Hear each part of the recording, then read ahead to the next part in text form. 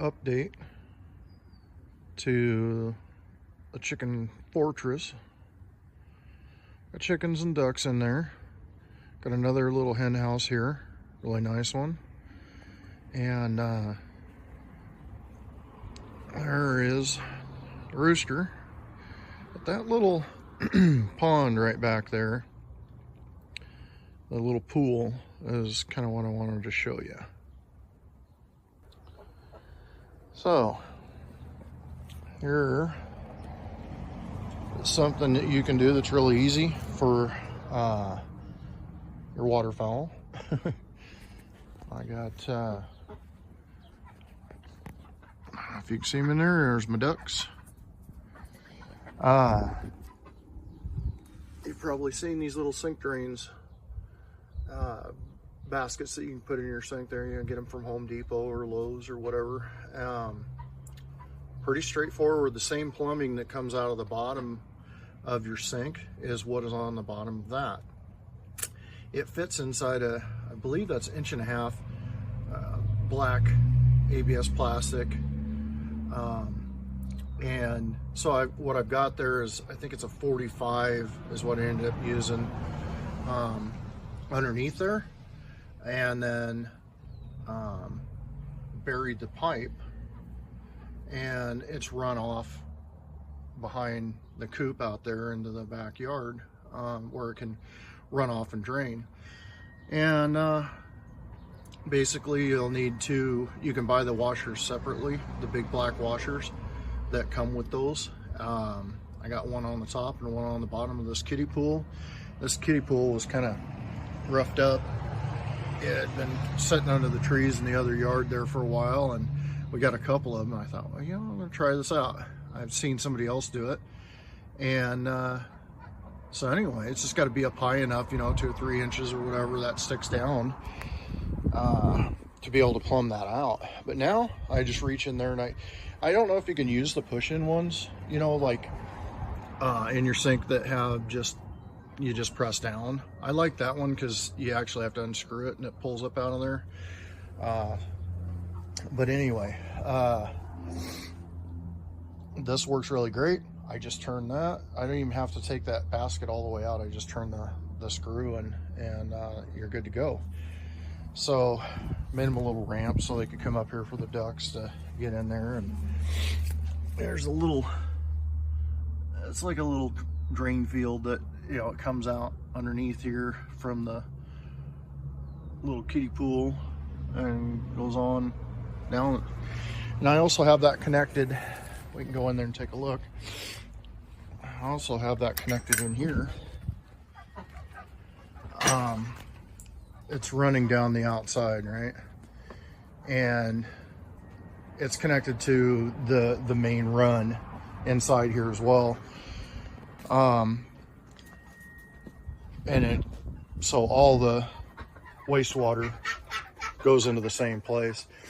And then this setup is temporary, but I'm building a water station. You can buy different things for like horses, goats, sheep, whatever, different water things that are automatic. They just have a float in. It's kind of like the same idea as a toilet, right? You flush it, the float thing shuts the water off when the tank's full. Kind of a similar idea. It will have a drain on the bottom of it. And it took me a while to look for them, but you got to have it the right height, so it's gonna, you know, for these birds to get to. But then you'll have a drain that comes off the bottom of that bowl with a valve, just a T valve, you know, ball valve, lever handle. Just turn that, it'll drain and go out there into the rest of the drain field there, and underneath all those bricks right there, it continues on out. And then as the water comes in, I've got through behind here where the power comes in,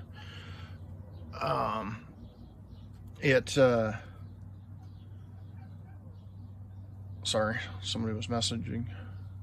So anyway, I'm going to plumb water into it, and as you turn that valve, it's going to drain. That float will go down, it will fill up and rinse out the bowl, and then shut the valve, let her fill. It's fresh water, and they're heated as well. They've got a, I plug it in.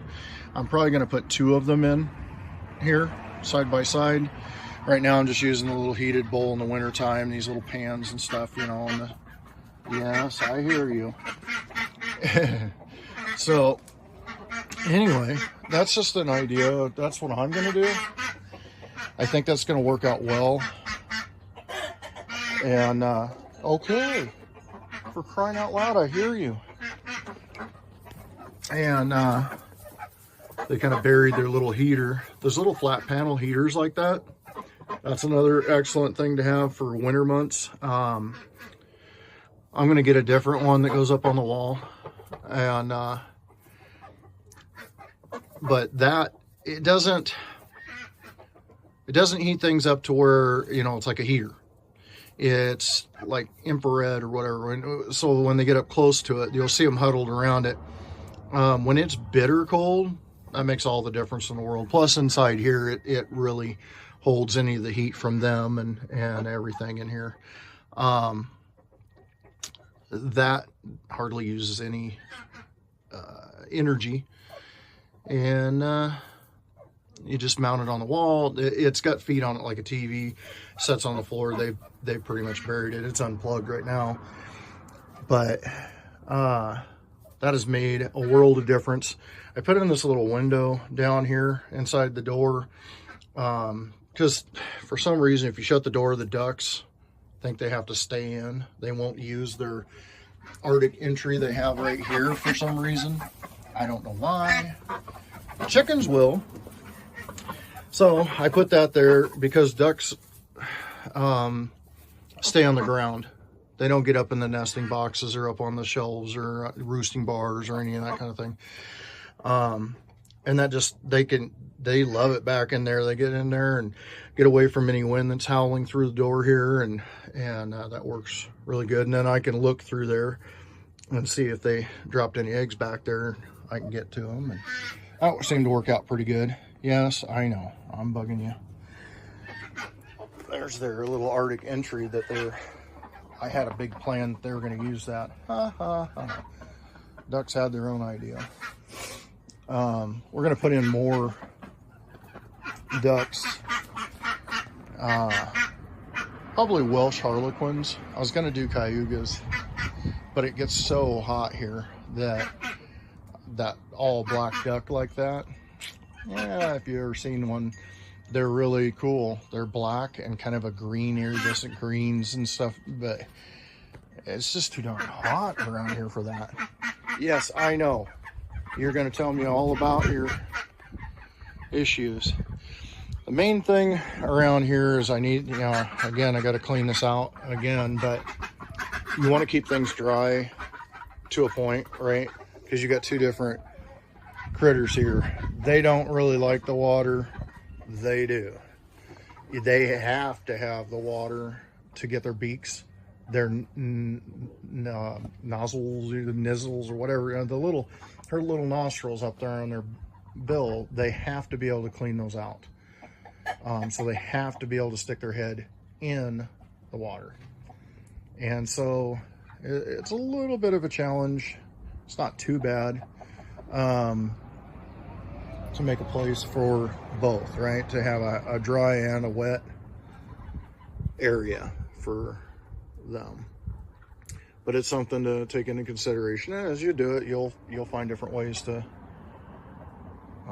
deal with the rainy seasons and stuff. This is all covered in here where they're protected, and then I let them out there, and I just have a temporary fence up for right now out there for them to go and play and ding around and eat all our flowers, and they really don't hurt anything. The ducks will lay on your flowers and stuff, but they don't hurt anything. They eat all the bugs and slugs and anything else that's out here. But chickens are the ones that scratch and dig holes and really get carried away.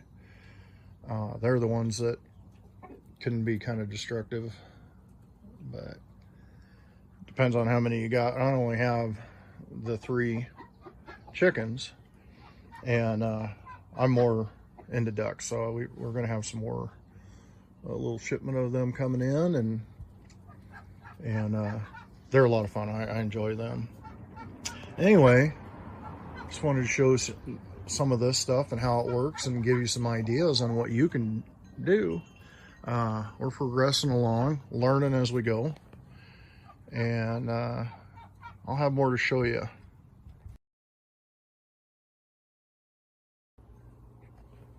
Okay, so you saw the front of this. This is the back entrance to the coop. You can kind of see it poking up over the top there.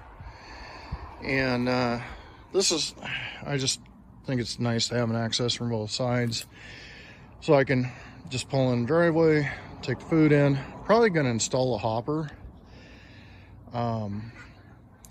Maybe in there, I don't know.